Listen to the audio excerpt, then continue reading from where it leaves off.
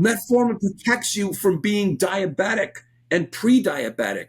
And if you once you have glycemia problems, your brain is going to get affected with future stroke and with vascular dementia. Your IQ's going down, your heart's going to get hit, and then your kidneys are taking a hit, and your penis, your erections are what diabetics. There's no question that you have impaired vascular endothelial function, and this is like I'm living like a 20-year-old again. But don't copy what I do. I'm pretty crazy. I'm Dr. Thomas O'Connor, a lifelong powerlifter, board-certified physician, and published academic author. I've taken care of thousands of men on testosterone and steroids, and now I use my media appearances in this YouTube channel to provide education and harm reduction. Subscribe now so I can help you stay strong and healthy. When to consider starting Metformin. This is an interview with one of my first testosteronologists, Dr. Alex Lazo. He is board certified in internal medicine by the American Board of Internal Medicine, and he's an infectious disease doctor. He's in New Jersey. Welcome, Dr. Lazo. Hi, Dr. O'Connor. Thank you. Thanks for the welcoming. How are you? Excellent. So this is going to be really cool, right? I've done videos on Metformin. So let's be really focused, right? Let's give the viewer an understanding of Metformin, what it is, some studies, how it's used, and it's not used for bodybuilding. This is not for bodybuilding. This is a real medication for obesity. People in this country are getting, and all over the world we have an epidemic of obesity, and we have close to half the country is pre-diabetic on an A1C or a fasting glucose.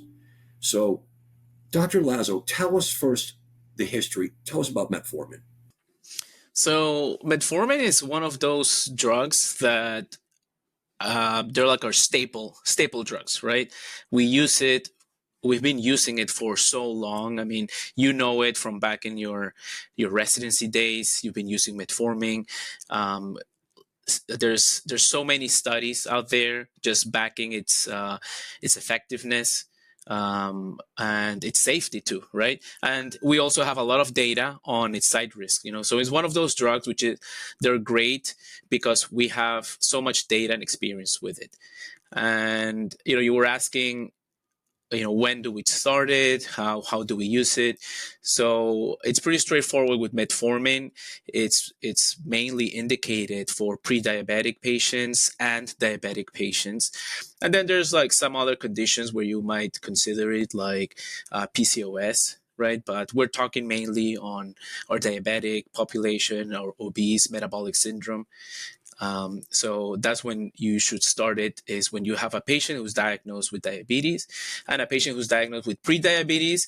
You should strongly consider it, especially if there are other comorbidities such as morbid obesity, you have hypertension, you already have some cardiovascular risk factors. Then you should really strongly consider it, right? And I think there's a very popular study, very old study, that proved its effectiveness in pre-diabetic patients. Right. So the name of that study, right? This is evidence-based, guys. And again, this is a brother from another mother. He's internal medicine doctor, and he's also training right now under us as a testosteronologist. So there's, in the Annals of Internal Medicine in April of 2005, the effect of Metformin on intensive lifestyle intervention on metabolic syndrome, the diabetes prevention program randomized trial. What it showed was you have a patient that is pre-diabetic, right? So their fasting glucose is not 99, it's 100 or higher. And they're like, whoa, were you fasting, ma'am? Sir, were you Again, this is typically like a middle-aged guy, like, lady. And forget the steroids. But of course, now we're biohacking, right? And Metformin's all over the place. And every Tom, Dick, and Harry is talking about it. But we want to give you from internal medicine. That's our drug. I mean, of course, the endocrinology guys are the chief. I mean, they're really the chiefs on this, but we're internists and so are they. So that's where they start. So metformin is a drug, I think, that's underutilized, right? Of course, there's some anti-aging, which we're not going to get into that. They're kind of hamstringing that guy, for some of the research purposes, I think, because it's so cheap. We have a lot of other drugs in industry that's on weight loss and even diabetes, but let's hold off on those, GLP-1 agonist and sodium glucose co-transporter. So this drug is so old school. You have a patient, they're pre-diabetic on one of two situations. Their glucose is they're fasting for 12 hours. It's over 100 up to 126 or under 115, 110. They repeat it. Shit, doctor, I'm trying to lose my weight. I'm trying to cut the carbs and do my behavior and exercising and walking. I'm trying to do my best. Or their hemoglobin A1C is 5.7 up to 6.4, right? 6.4, 6.5. You've crossed a line. You're type 2 diabetic. It doesn't happen overnight. Let's talk about that. Tell us, how do you deal with that with patients? People are waiting too long. Doctors and nurses are waiting too long to start metformin to protect people. Yeah, so what we've been seeing is that, I mean, have you said it, right? There's a huge epidemic of diabetes and obesity, very poor lifestyle choices that unfortunately just go hand in hand with like crazy lives, right? And so you get patients from all different strata, all different backgrounds with, already on a pre-diabetic state. And that's when, obviously you always want to hammer down the fact of, weight loss, exercise, active lifestyle. But I mean, you and I, we've been through that, and, you talk with the patient, and it's sometimes just a fantasy that you want to make it happen, and they're not going to do it because they can't. And you keep saying it. And if you don't do something in a few months or in a few years, you're going to get a diabetic patient, and you're going to have already some degree of kidney damage, some cardiovascular changes, increased risk of stroke, increased risk of myocardial infarction, everything that comes with diabetes. So you want to start early if you can, right? Obviously, you don't want to put anyone on a medication, right? You want to avoid that. But if you already have a patient who is struggling to maintain an active lifestyle, to support a diet, and you know that they're pre-diabetic based on their numbers, the blood work, which, we can talk about it also a little bit, then you could start metformin. You could strongly consider it, maybe like a low dose metformin once a day. It's not a bad thing, and see how they do. And it might also help with a little bit of some of the side effects of metformin. It's also a little bit of weight loss. Right.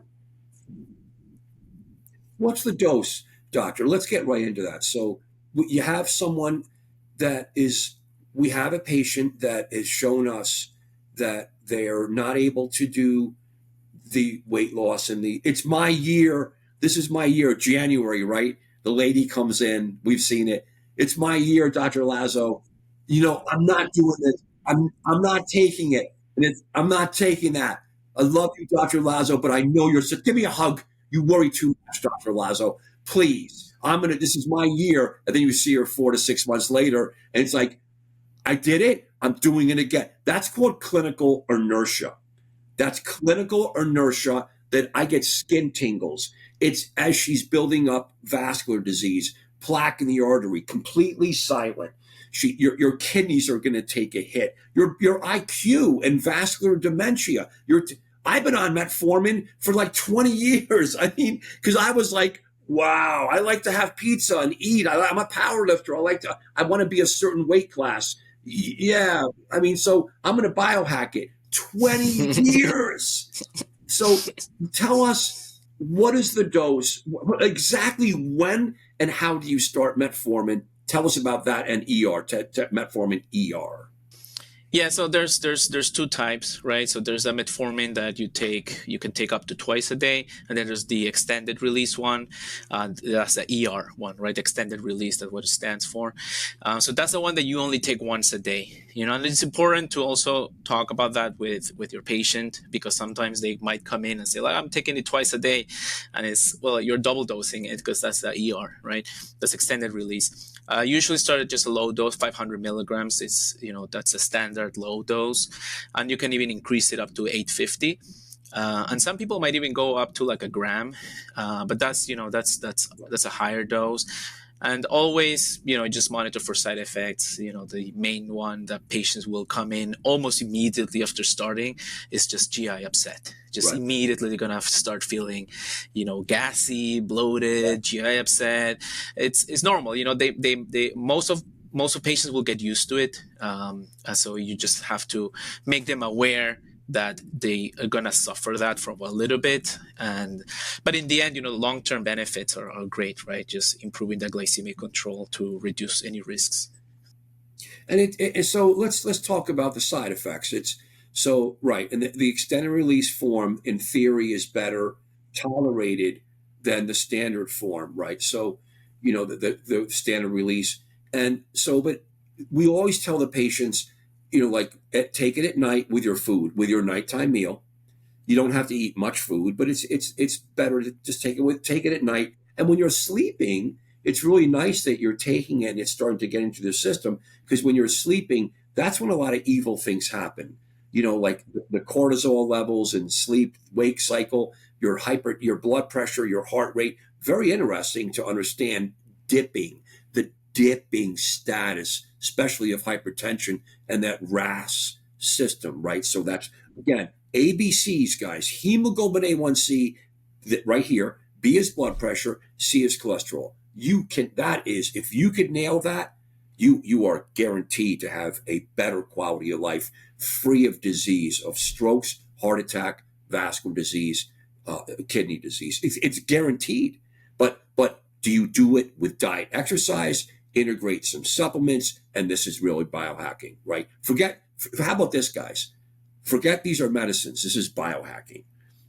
So if it works for you, side effects, you can get through it, because when you take the metformin, for most people, right, the flatulence, the gas, the bloating, the diarrhea, blow out a little bit, and it's like it goes away. And then, like, stay on it. So then you look at your hemoglobin A1C. Tell us the future that you like. Well, the post period. You start someone on the 500. I like 750 ER. I'd like that. It's just a nice dose for most of my patients, because if you're going to do it, I want to move the needle a little bit. Tell us about, how do you manage them once you start? So once you start, you definitely want to, first of all, manage the side effects like we discussed. But once you get that over with, mainly with education, after that, besides the metformin, you have to make sure that they're also compliant with the diet, with the exercise, with an active lifestyle. If you do exercise with the metformin treatment, you improve the glycemic control so much more than just with one or the other. So I think that is one of the main reasons why we saw so much benefit in pre-diabetic patients, because they're still very, very active, right? So that's when you improve like the glycemic control. And then monitor them closely every 3 to 6 months, initial treatment, and every year it's fine. But whenever I start a medication, and this is with any medication, right? I never tell the patient this way, but always in the back of my mind, I try to keep the goal of, okay, later on, I wish I can just discontinue this medication, right? Like I want to get to the point where I'm able to taper them off, Wow. right? So if you, for example, you start a patient on metformin for prediabetes, and let's say in a year or two, you move that A1C lower to pre-diabetic levels, right? Then how about we take you off, right? Like why add that cost to your life, that, thing of just having to like remember a medication? And listen, in internal medicine, one of the number one sayings for me is less is more. Less is more. I love it. So if we can taper it off after a few years of good exercise, diet, and being compliant with the medication, then just take it off. You know, that's the main goal. So let's talk about this. So one of the side effects that a lot of people realize, biohackers and doctors, but doctors forget it, is that it can block some constituents in the GI tract, right? So B12. So it's very important. You can see this, right? So I think it's just easy to take B12 injections. I mean, and again, B12 injections, I mean, pernicious anemia and this and that, folate, alcoholism, and we don't need to launch into that. But it's like, just take B12 injections. It's water soluble. You could check your B12 levels. You could take even sublingual. If you eat, a good balanced diet, may not even need it. But I think that's missed by a lot of doctors, and the biohackers and the anti-aging world is always like, see my doctor, he forgot. It's like, come on, give the doctor a break. Another thing is, let's talk about this. Some of the literature, it's an mTOR inhibitor, guys. Thinking caps are on now. It's an mTOR inhibitor. That's why I love this stuff. It's not like rapamycin. I actually don't want to be on rapamycin. Another video. So, because side effects on the immune system, right? And I just a little scared of that. And when you look at mTOR inhibition, the best way to do that and have the longest lifespan is caloric restriction. This mimics that to some degree. Again, metformin and mTOR inhibition. Again, it is true, but it's like, is it how much? So, but when the guys talk about, hey, metformin's really bad for building muscle, so let's talk about that, Dr. Lazo. You realize that, right? But I think it's bullshit and negligible, because I'm benching 450 right now with a shirt on. Yeah. I don't really think there's much data behind it. I mean, the thing is that you're gonna see you live this every day, Dr. O'Connor. Like, you're gonna see just so much data coming in. All of your patients, they go online and look up stuff, and all the information is there, but not all of it is necessarily true. And a lot of these studies, sometimes they're done in vitro, right? It means that they're in the lab. Right. That doesn't translate to in vivo, right? Like, for example, you're taking metformin, you can, exercise, and it's not going to get in the way of that, right?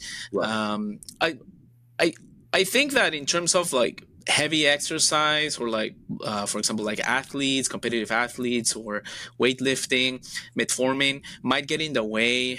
And I think it's like discussion, this sort of like came up with one of the patients at the Testosteronology app, where, they were asking about when is a good time to be on metformin for, like, I think they were looking for it for, like weightlifting, or, as a supplement. And, it can get in the way of increased lactic acid production, metformin, right? So if you go to the gym and work out like super hard, when your muscles are all sore, that's because of lactic acid. And metformin can increase that, and it might decrease the recovery of the muscle, right? So, but again, there's no data behind it, right? So you don't know if someone on metformin will actually have less muscle growth long term than someone who's not on metformin, right? How do you measure for something like that, right? It's so difficult. Right. But the data is there. I mean, from in vitro studies that it will lead to increased lactic acidosis, less muscle recovery. I mean, metformin by itself, I mean, the way it works is it increases glucose uptake peripherally, decreases gluconeogenesis, right? Which is like really important if you're like exercising. So it might reduce how much, let's say, glucose that your muscle is going to uptake, because it's going to go to other tissues.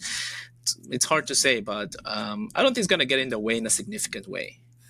That's an excellent, I've never heard it from a medical doctor's perspective that's also into fitness. So I've heard it a million times from guys that they're not internal medicine doctors. And again, I'm kind of arrogant about that, guys, but because working in hospitals and clinics, as long as we have, there's value on that. There's just cumulative value on that. Anyone could read about the mechanisms of metformin gluconeogenesis, and, supporting, insulin sensitizing. Come on. I mean, you could just read it on freaking Wikipedia. So everything is there. It's Everything's just out there. stupid. It's just stupid stuff, But I think, yeah, if you take so dose. So everything is a balance. Like, I want my ABCDs perfect as they are, and I just did my labs. I'm doing a video. It's freakish, and I'm 60, and I had last night chocolate cake. I did it once, maybe once a month, but I ate it. I ate food. I almost have a little belly now, but at least the arms are jacked. It's like, but if you look at my vital signs, it's freakish. It's that of an infant. My LDL is too low to measure. Now, statins can worsen A1s. This is how you have to measure. You have to understand this, guys, as a conglomerate, unified picture, vector forces. ABC, right? D is the red blood cells. Forget about that. ABC is for everyone in the world, because cardiac disease is number one. A is A1C. So are you taking a medicine like a statin that's actually increasing prediabetes? A lot of you guys don't know it. Go to Google. Can statin cause diabetes? Your mouth is gonna drop. Well, why would I take a statin? Because you have to understand the end game, that using a little bit of it, don't throw the baby with the bathwater. Understanding how to use these medicines that's why you have to go on Testosteronology. You need real clinical internal medicine. So I like a little metformin. I like a little statin. I also like, I injected my Repatha. I like a little PCSK9. I like a little bempedoic. This is, and then when you look at the outcome, it's just crazy. It is just absolutely craziness. So can it impair the anaerobic abilities, right, of exercise? Right. Worries me too. I'm a big mountain biker. The legs build up with lactic acid. I start breathing. I think, is metformin is it dehydrating? Is it lactic acidosis? Is it going to hurt the kidneys? Do I have hypoglycemia? I've talked to the best endocrinologists in the world. They're like, Tom, you're pretty crazy, but how crazy am I? That was 10 years ago. An endocrinologist at Yale told me I was crazy. She's a sweetheart. And I was like, how crazy am I? I'd rather err on the side of not having a heart attack. Yeah. Let's close on this. I wanted this to be a really tight video. What do you want to say about metformin to people, so they could really understand in closing? Mainly that it's a really good drug to have in the back of your mind if you're suffering with difficulty controlling your blood sugar levels mainly, and obviously if you have other risk factors such as obesity, then definitely it's a drug that needs to be considered, right? And I think that a lot of doctors might prescribe it to their patients and maybe on a pre-diabetic level, and they fail to, it's not that they fail, but you know how it is. Sometimes doctors have crazy schedules and they see 30 patients a day. They're just not going to have the time to tell you, this is why I'm giving it to you, right? So someone might leave the hospital or the clinic and say like, well, my doctor wants to start me on metformin, that this means I'm diabetic. No, it doesn't mean you're diabetic, right? We're just risk mitigating, right? We're just starting the medication early as a pre-diabetic with some risk factors to improve the outcome long term. So I think, don't be afraid of the medication. It's a medication that, again, we have so much experience with, so it's really safe. But at the same time, always under the supervision of a doctor, right, or a nurse practitioner. Someone. Thank you so much, Dr. Lazo. It allows you to live a life of less suffering.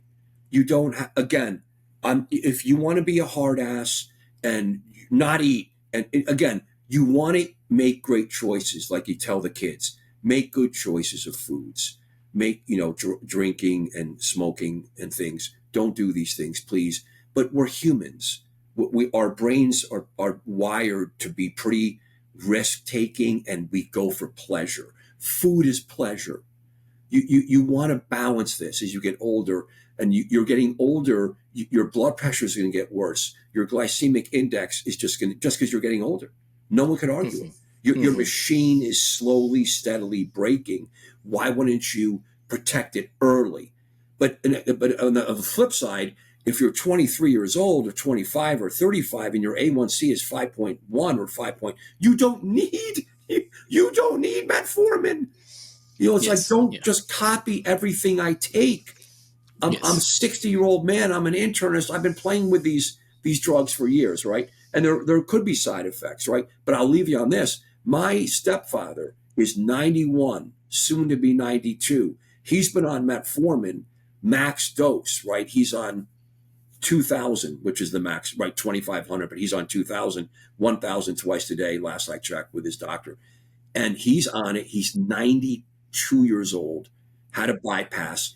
And this medication his kidneys are great. And it's one of the reasons why he's alive today. I bet. Yeah. 92-year-old man on metformin for 20-something years. His kidneys are fine. And it maintains his brain and his heart because he's always on the border of type 2 diabetes, and it's been working, and he tries not to eat. He's 92 years old. Yeah, he could have been a diabetic a long time ago if he wasn't on metformin, right? So it's both underutilized and it's both a secret. It's underutilized. It's very cheap. It's effective. It's incredible. More people are missing it than not, for sure. And then, of course, some of the biohackers are just very inappropriate with their information. That's the other thing, right? I don't want to, prolong it too much, but I think one of the reasons why we're talking about this now is because, with all of the advent of, fitness and biohacking, and with the new medications that were initially meant for diabetics and now for weight loss, semaglutide, etc. Now metformin is on the highlight. Right now, it's like, oh wait, there's this other diabetes medication, metformin, that's super cheap, and diabetic people are taking it. So why don't I take it, right? And we get this question from, these people in the forums, and they're just interested in knowing, why don't I start it, right? If it's a diabetic medication, it's going to be good for me, but wait, no. You're fine, right? Your blood sugar is controlled. You're fit. You're young. Why would you want to start a medication that's not indicated, right? So that's the education we need to give. But you start it, guys. You start it when you're pre-diabetic on a fasting glucose, on a basic metabolic panel. You can get all this stuff with no doctor's prescription inside or outside the Testosteronology app. There's a hemoglobin A1C, and a fasting glucose on a comprehensive metabolic panel or a basic metabolic. Boom, that's it. If your sugars are really technically less than 100, in the 90s, you're okay. I like to see mine in the 80s, but it's not. Sometimes they float up into the 90s, still normal. And your A1C, if it hits 5.6, not 5.7, that's where it's like, whoa. But lose weight, cut the carbs, stop eating, do the interval cardio. I'm going to yell it to the mountains. Don't take metformin. But if you're like, I'm getting older, I'm 40 something, get 20 something or even 30. But if you're overweight, but if you're old, you're like, why wouldn't I do it? Yeah, Dr. O'Connor does it. Why wouldn't you? It's a tool to protect. It's a good option. But yes. Don't start it if you have normal glycemia. Don't. It's not going to it's not a PED. It could even potentially slow you down, but it's negligible. People are starting to throw it into that same basket, right? Of like supplements and medications, and okay, metformin seems something safe and cheap. Let's do it. But metformin protects you from being diabetic and pre-diabetic. Yes. ABC, and if you once you have glycemia problems, your brain is going to get affected with future stroke. And with vascular dementia, your IQ's going down. Starting in your 50s and 60s, we have tons of data. Your heart's going to get hit with myocardial heart attack, even heart failure subsequently. and then your kidneys are taking a hit, and your penis, your erections are what diabetics. There's no question that you have impaired vascular endothelial function, and this is like I'm living like a 20-year-old again. But don't copy what I do. I'm pretty crazy. Okay, but ABCs do never lie. Okay, thank you so much. You know, I get crazy because that's how I started this channel. Thank you so much, Dr. Lazo. And you guys, use this doctor for consultations. He's up in New Jersey. He's on the Testosteronology directory. Thank you so much, doctor. Thank you, Dr. O'Connor.